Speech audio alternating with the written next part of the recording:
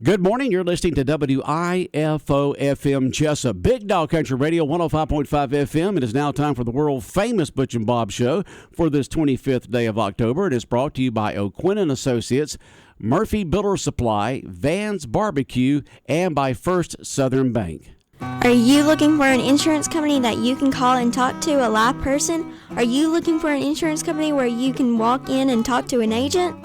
Are you looking for an insurance company that offers multiple companies so they can try and get you the best rate? If you said yes to any of these, then you need to call or come by O'Quinn & Associates Insurance Financial Services.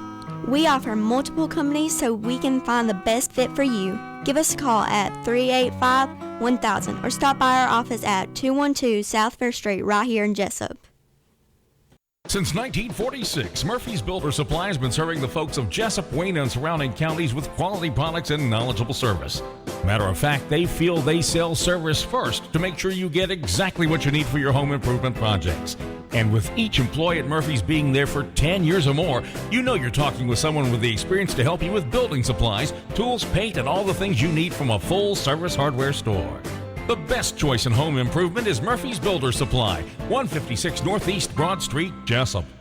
When it comes to barbecue, Van's Barbecue in Jessup is the place to be. A small family-owned business located at 1876 on the Savannah Highway. Van's Barbecue has lunch and dinner specials. Stop by or call to make an order. The number to call, 427-3358. Van's Barbecue's new manager is Sarah Van. Van's Barbecue offers potato salad, coleslaw, baked beans, and don't forget their delicious mac and cheese.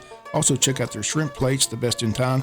Yes, when it comes to the barbecue, head to Van's Barbecue, locally owned and operated. Stop by and tell them the Big Dog sent you. Once again, the number to order, 427-3358.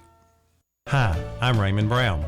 And I'm Mandy Yeomans. At First Southern Bank, our customers are like family. As a locally owned community bank, we're dedicated to helping our clients succeed. We have loans for every need, whether it's personal or business. We have lines of credit, auto loans, equipment loans, and of course, we offer mortgages. Stop by our bank or call us at 912-588-1010 and see how First Southern Bank can help you. Member FDIC Equal Housing Lender. The following is an exclusive presentation of Jessup Broadcasting, the sports leader in Southeast Georgia.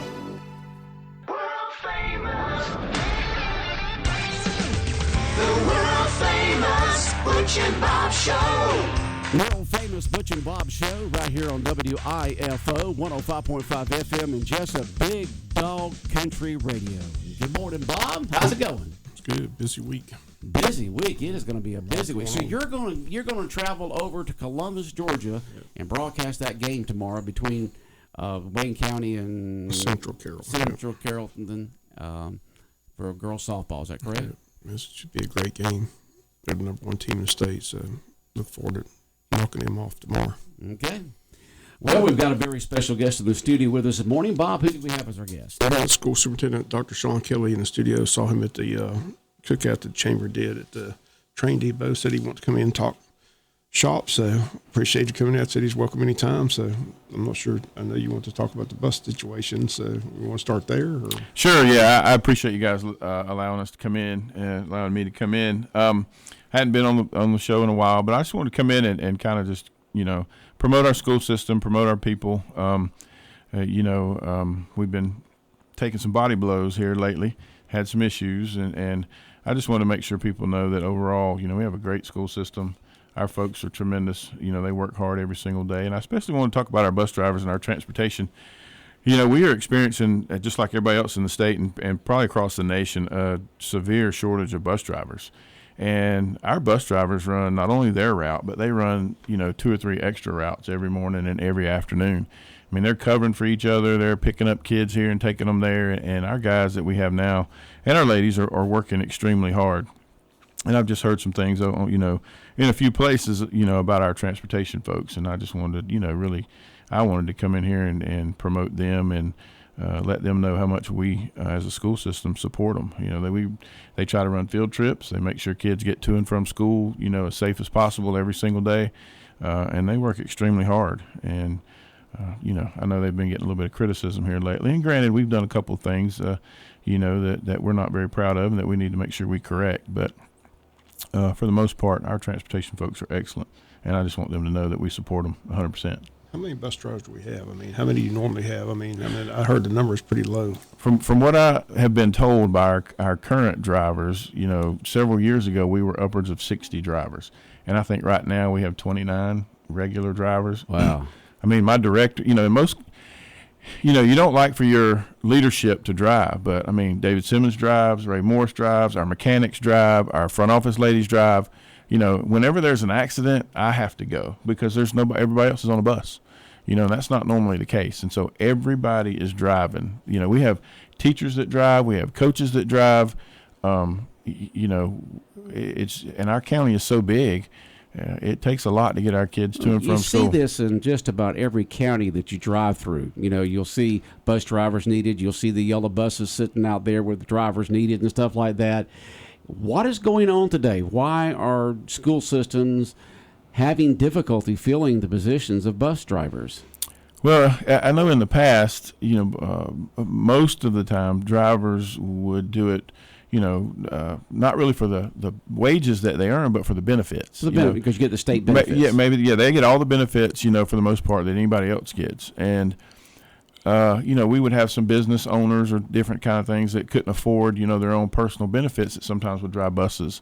And then you have, some employees, maybe, lunchroom workers that would drive before their shift starts and after lunch. And, I have my own personal opinions why we're suffering and everybody's suffering about why we don't have bus drivers. I think, people got used to getting paid to stay at home and, I don't know, but we could, it's a great profession. You can earn a lot of extra money if we have enough drivers to drive trips and things.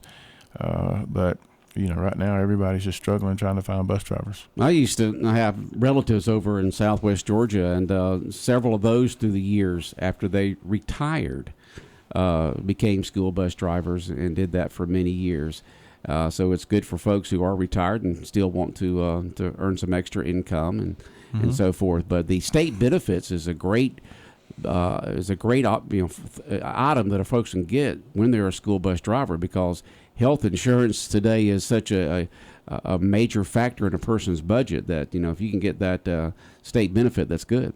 Yeah, and bus drivers typically work 2 hours in the morning, 2 hours in the afternoon, so it's not an 8 hour a day unless you want it to be to drive different things. And so it's a good opportunity for people to make money and to have benefits. And are they cameras on every single bus? There are cameras on every bus. Every bus. And so, when, I know some folks are, worried about when they're on there, as a bus driver, as an adult on there, you want to make sure that a camera's going so it's documented on what's actually happening inside that bus. Yes, and so there's cameras on the bus. They have audio, and we can retrieve all of those things. And there's multiple cameras on most of the buses. And another thing that, is we want parents to talk to their kids about how they're supposed to behave on a bus. I don't know. I've never driven a bus route. I've ridden several with drivers, but you got 60 kids on a bus and you're trying to pay attention to the road and to what's going on the bus. It's hard. We need our kids. I was just here in Jessup. I moved here in '68, but I was in high school at the time. I never rode a bus here. The first 2 years, my dad took me and my brothers and sisters to school, and then I became, when I became a junior, I got my own car. But in Jacksonville, when I grew up there, I rode a bus a lot to school. And we always had a bus monitor on there. It was usually one of the oldest kids on there, and they would be toward the front of the bus and look back toward the back. Did that stop years ago? I've been doing this 30 years, and I don't ever recall any place that I've been. Any place that I've been that had a monitor. Now, there are some buses, depending on what groups of kids we're transporting, that may have a monitor, an adult monitor that we pay on that we pay. But most of the regular routes do not have monitors. It's just the driver. Just the driver. Okay. I know. And so, if a person wanted to look into being a bus driver here in Wayne County for the school system, how would they go about doing that? You can call our transportation department. You could call our main office at central office. You can go to our website and get information, or they can call and talk to me. Anything that they want to do to inquire about being a bus driver, we'll get them connected in some manner. So they get a good salary and they get state benefits, and only 4 hours a day, and typically, and the option to earn more money by taking. Because you always seem to see buses leading from schools going somewhere with students for some reason or another. A lot of our buses run for some reason or another on almost every day of the week except probably Sunday, and we still have some that run on Sunday depending on what kids need to be transported to and from. And so, we had a trip, the volleyball team went to Columbus on Saturday that somebody could have picked up and earned an extra 10-hour gig, transporting kids. And so you can make extra money if you want. The wages aren't the highest in the world, but, we try to pay a competitive wage, and we're always looking for ways to make that better. And, the benefits is usually a big perk. And, one of the criticisms that I hear right now are behaviors and things like that people have to deal with. So, my plea is for people to talk to their students about, get on the bus, sit down, have a mild conversation with people close to you, and just ride to school, ride home, so we can get kids to and from school. Okay. How about the bus fleet? I know that they're trying to get as many air-conditioned buses. How many air-conditioned buses do we have? Because I know every year they purchase buses. The state used to give a bunch of money they don't do that much, but the state still gives us money, but it doesn't fully fund a bus. It usually costs us 30 to 40 grand per bus, minus the reimbursement. Most of our buses are air conditioned. We still have some that are not. We usually try to buy 5 buses every year. We've got some state incentives this year that we actually ordered 9 buses. And so we're waiting for 9 buses to come in. All of them are air conditioned and fully equipped with all the latest technology. So that's great. We're hoping, as soon as they come in, our goal is for every bus that our kids ride on to be air conditioned. Right now on trips and things, sometimes our folks will trade buses depending on where our kids are going. And our routes may not have an air conditioned bus, but our goal is to, have everybody ride an air conditioned bus, hopefully by the end of this year. And just joining us, School Superintendent Dr. Sean Kelly in studio. What else you want to talk about? You want to give an update on the JC? I could be here for a while. Okay. I see you got a whole full. Dr. Kelly. Well, listen, I'll talk as long as y'all want me to, but Okay. I think one of the things that I wanted to talk about is I've been here a year and a half, and I just kind of wanted to let everybody know what the mindset is and the things that I talk to our building principals about. We are very much focused on getting better. You'll see some things around our schools about great today, greater tomorrow. I really have challenged our building level leaders to have a growth mindset. That we're not going to settle for anything. We're going to try to be the very best in everything that we do. We want to make sure that we're consistent and fair. And I want everybody to know that fair doesn't mean equal. We really want to try to set an expectation and a level of accountability for everybody in our school system, and that's from students to staff to administration and to the people at the central office. And we're always working with, what we feel are the best interests of our students.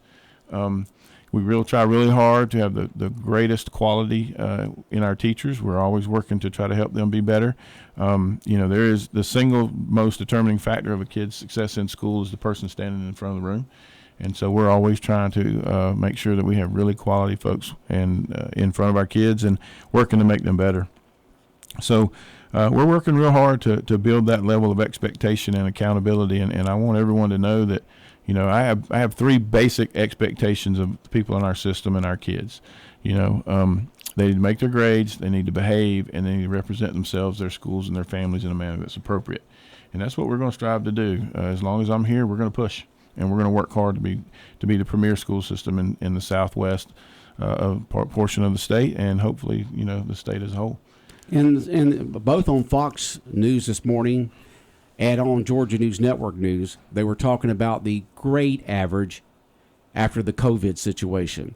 That the state of Georgia didn't lose really much of anything because we stayed in school more. How's Wayne County doing when it comes to where it is right now with grade averages, where the students are versus, let's say, 3 years ago? I think we have fared well during the pandemic. We're a little less than state average in a few things, and a little better than state average in others. And we pay close attention to how we measure with regard to our performance of our kids, because that's what everybody measures us by. But I want everyone to know that our kids are not measured simply by a test score. We work really hard to provide opportunities for our whole child so that we can, help them not only academically but socially, emotionally. We really work hard on our extracurriculars and the things that we provide our kids. And so we're holding our own, but we're nowhere near satisfied with what we're doing. I want to be first or the best in everything we do, whether it's scores or whether it's athletics, whether it's extracurriculars, how quick we get kids to school. I even want to be, I want lunch lines to be the best in the world. So, and that's what we're going to continue to strive for. And again, we pay close attention to scores, but that we don't use scores are not the single measure by which we measure success of our kids. Okay. Dr. Kelly in here, Wayne County School Superintendent. What other subjects do you on your mind this morning, Dr. Kelly? Well, I know James E. Bacon is a big topic. Jamie Ellis and his folks are doing a great job over there working through that project. They're making a lot of progress. We're real excited about what that building is going to look like when it gets finished. Our construction folks are doing a great job, and we're working really hard.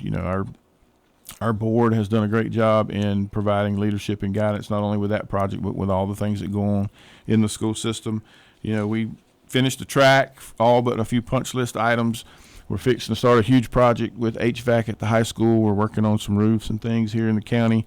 And HVAC is what? Heating, ventilation, air conditioning. So we're going to replace the entire HVAC system at the high school. Okay. And that project will start before, hopefully, soon.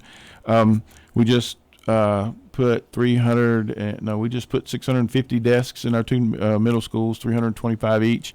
We're fixing to send out a bid package for new flooring in our middle schools. We're constantly working on just general repairs and things that we do to our facilities. Our elementary schools, I think all of them have been built within the last 10 or 12 years. And so once James E. Bacon's finished, our elementary schools will be really, really nice. We'll do some repairs to our high school, and we're going to really try to focus on our middle schools in the next couple of years as well. So, do you think that you'll be in James E. Bacon come that first week in January? Our goal is for everybody to be back in the building when we start second semester. They're working really hard to get some classrooms finished so that we can get people back in that building.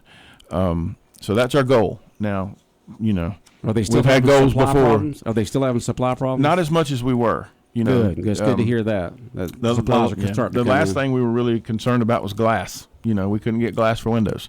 So they're leaving. They left the old windows in and are just replacing them as they get new windows. And so I haven't heard as much about the supply issues recently as we did early on. So we're working real hard, to get those things done. We're doing a lot of things. We've really, the board has really taken on the initiative of enhancing our safety protocols. This year we added 2 additional SROs, one at each middle school, and we still have the one at the high school. We instituted the crisis alert system, that we're really proud of, that we think is going to make a huge difference. We're still conducting all of our safety drills, securing our schools. We've instituted, an ID picture badge here in the system. Now every employee has a picture badge that they're supposed to wear, and really trying to increase our awareness with what's going on our campuses and responding, appropriately when things happen. It's good to see that the school system, that Dr. Kelly, y'all are working hard for the security. I know that parents, grandparents, just the community in general are concerned about safety in schools because you see what happens throughout the rest of the nation, and y'all have really stepped it up in trying to make the schools more secure so we can feel good when our students go to any facility here in Wayne County. Yeah, our folks are really working hard to make sure we secure the buildings as best we can, really paying attention to who's on our campuses or who might be, around. Both our sheriff's office and our police department, have been great to work with. They work with us and have increased, patrols in our areas, in the school areas and around the buildings. And so we're doing everything. I don't want to say we're doing everything possible, but, we are doing everything that we can think of to enhance the security of our buildings so that we can protect our kids and our staff. Yeah. You've got to be mighty proud of the fall athletics going on right now. Everybody, we have some teams that are really doing good, the football, the volleyball, the softball. You were talking a little while ago about, wanting to be the best in everything. And, everybody just has that jacket pride right now as well as our teams are playing here in the fall. Well, I'll tell you, Wayne County is, it is a place like no other, a place like I've never been when it comes to supporting the programs in the schools. I mean, yes, we are very excited about how successful we are in many of our activities, and it's not just our sports. But I'll be honest with you, I'm not surprised. when I first got here, one of the first things that we started doing was increasing the level of expectation with regard to how our kids are going to behave, how they're going to make their grades, and then how they're going to conduct themselves, not only in the classroom but on the field and on the court. And those things make a difference. When you work hard and you have a clear focus, you have good folks leading these programs. I'm not surprised that we're doing well. Our goal is to sustain that. One thing that I'm really, really proud of is Coach Brockton and his staff. He's come in as a first-year head coach and has really done well. And, it's the hard work that him and his girls are doing that have resulted in them traveling to Columbus today. Those things don't happen by accident. It's good quality folks with a great plan that are able to execute it and also ensure that their kids are also excellent in the classroom. To me, that's the most important thing, is that our athletes are role models. Our people in our extracurricular programs are role models, and they need to be a role model in that classroom before they ever think about being a role model on the field. So, and I got to give it to our band. I mean, Mr. and Mrs. Hersey have come in here and really done great things with our band. They just had a competition this past weekend that they scored really, really well in, and so we're very excited about our band. Obviously, we're excited about football. The stands are full, on Friday nights, and we have a great following when we go to different places. Coach Shaw's come in and really instituted a level of expectation and accountability in his program that we're very proud of. And I enjoy it. I used to be a coach. I'm no longer a coach. Don't want to be a coach. I'm gonna let them do that. But we're gonna from the leadership at the central office, we're gonna make sure our programs are headed in the right direction. So we're very excited about all of those things. But I mean, even our clubs. We've got somebody going to Kentucky or somewhere for a FFA. We got Beta Club kids in the middle school. They're doing great. We got a student advisory board that's always, doing things. So we're very excited about all of the things that we got going on in our school system. And I don't want to forget competitive cheer team. They're undefeated. Didn't you say, Bob? Yes. Yeah. I don't want to leave them out. No, my apologies to Miss Katie Ward. If I appreciate you saving me on that one, because if I forgot about cheerleading, she would have me. So yes, we are very excited about the things that the cheer program are doing, and again, it's hard to keep up with all the great things that are going on in our county and all the teams that are having such success. Not to mention volleyball. We got to remember volleyball. They just went and competed, as well, and so they're doing really good. So we're very excited. Speaking of athletics, the future of the stadium, the school system still owns all that land where the cross-country course is, right? Mm-hmm. Yes, sir. So, and the plan years ago was eventually we'd move over there, brand new stadium, things like that. Is that still the plan? So what we're doing right now is and I'm glad you mentioned that, because I'm going to take a little time to kind of start the conversation about the next eSPLOS that's going to happen in here, before too much longer. But we formed that capital outlay committee to kind of get an idea from the local community and the people that they talk to about what they would like to see. Obviously we've got to do something with ag, we got to do something with ROTC, but a new stadium was part of the conversation. It would be nice, to start the process of building a sports complex across the street from the high school. But there's also some conversation about, what is the fiscal possibilities with renovating the current JC Stadium. So there have been no solid decisions made yet. Both of those are still topics of conversation. Our board is very involved in working with our architects and engineers as we begin the conversation of what we're going to list on the ballot when it comes to the new SPLOS and whether or not we're going to renovate JC Stadium or whether or not we'll go across the street. So both of those are still up in the air. I do know that the committee recommended that we might, might consider doing something across the street from the high school. There's plenty of land over there. From what I understand, there's about 72 acres, and most of it is, able to be built on. So I remember former Superintendent Jay Brinson, they used to have that battle. He kept saying, if we're not going to use that land, there's a lot of timber over there. We could sell the land. So they went back and forth on what to do. But right now, the school system still owns all that land across the street. Yes, we still own that land. I would not be in, obviously the board would make a decision, but there's been no conversations that I've been a part of about selling that land. Right now, I think the school system needs to keep the land that we own, because you never know what we might want to do with it in the future. You don't know what the future's going to bring. Yes. And if you don't have it, you can't get it. You're right. And, the fact that, if we sold land, it would be so much more difficult to get land back if we wanted it in the future. We still, I think, own a large portion of the land between the new track and the new church that's being built. We own most of that too.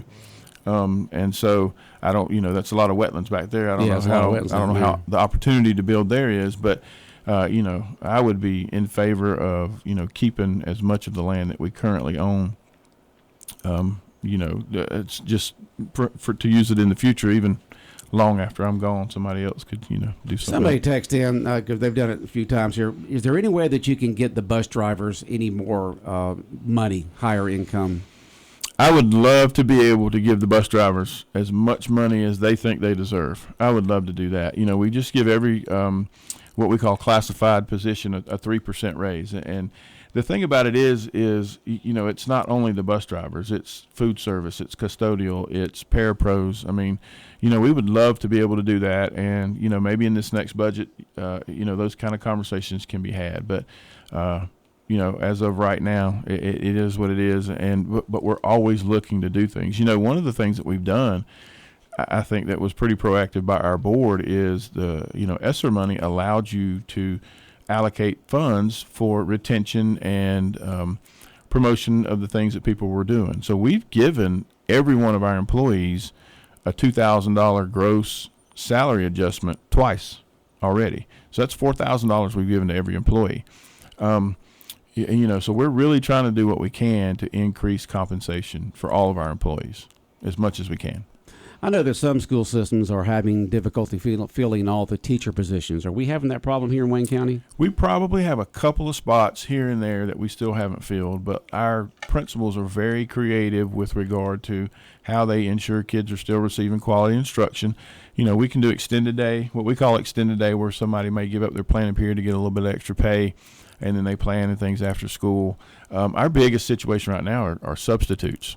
Like when you're having trouble with substitutes. We are having trouble with substitutes. I always thought you had a big list of those. Well, we contracted out with a company. That's right. You contracted out with a company. We contracted out for many reasons. One is, so that they can do all the legwork with, hiring and training and vetting, substitutes. But it's the same thing, just like bus drivers all over the state. People don't want to sub. So when our teachers are out sick or when their children are sick or it's hard for us to find subs, not to mention professional learning or when they have to go on a trip. You think about, Colt Brockington. He's a teacher first, and today he's leaving to go to Columbus. Hopefully he's there all week long. But, somebody's got to fill in. And if we don't have subs, then unfortunately teachers have to do that and other people have to do that. And, that's not a good practice if we can help it. And I guess if a person wanted to find out what it takes to be a substitute teacher in the school system here in Wayne County, they just call the central office? Yeah, you can always call the central office. We can get you pointed in the right direction. Our website's a great resource, but we contract with a company called ESS that, and so people can go to work directly for them, and right. They're the ones that place our subs. And so, we're working hard to try to, do things for those individuals as well. What are some of the let's just say the main two goals that you have right now between now and the end of the school year that you'd like to see done or happen for the school system here in Wayne County? Wow. I think the two things that I really am going to continue to preach, and they're going to be my goals, is that we increase the level of expectation, but also increase the level of accountability with all of our people. I really like for our folks to pay attention to the little things. I want our kids to come to school ready to learn. I want our kids to behave in class, when they're not in class because of a discipline issue, they can't learn and they prevent others from learning. And so I guess my goals really are for us to continue to push hard to improve all of the things that we do. I want our teachers to really work hard to plan, instruct effectively. We've just started beginning implementation on our new instructional framework that we created last year. That kind of gives us a clear path for consistency with regard to instruction in our county. We've just finished our strategic plan, which kind of is a roadmap for the next 5 years of how we want to improve in Wayne County. So I really want us to continue to get better, and I want our folks in our buildings to pay attention to the small things because the small things tend to be what really make the difference when it comes to our kids learning and the things that happen in our schools. All right, Bob, anything else? Anything else, Dr. Kelly? You got a whole stack there. Yeah, I got lots of things. If I'll just give you a couple of things that we've done that our folks are doing. When I told the schools principals I was coming on Butch and Bob to give me a couple of things. So one of the things the high school really wanted us to mention was that they're really focusing on their teacher leadership and the collaborative effort for improvement there. Out there in Screven, they're really excited about their parents and grandparents being able to get back in the schools. At Martha Rawls, their teacher incentives and their vibrant learning environment engagement that they're doing, their PLCs. At Jessup Elementary School, they're doing a thing called Genius Hour, where they give kids a little bit extra time in their PE and STEM and other places to give teachers an opportunity to plan a little bit more. At Martha Puckett, we're really trying to tighten up on some of our protocols at Martha Puckett so that we can make sure that we have a really concise and orderly environment for our kids to learn. Dr. White, Bob, wanted me to give you a special thanks for promoting the Title I and the APTT Parent Night because it was very successful. So he made a point to mention that to me. At Odom Elementary School, they have a program they call Adopt a Grandparent, where their kids are adopting a grandparent at a local assisted living home to try to provide some things for them.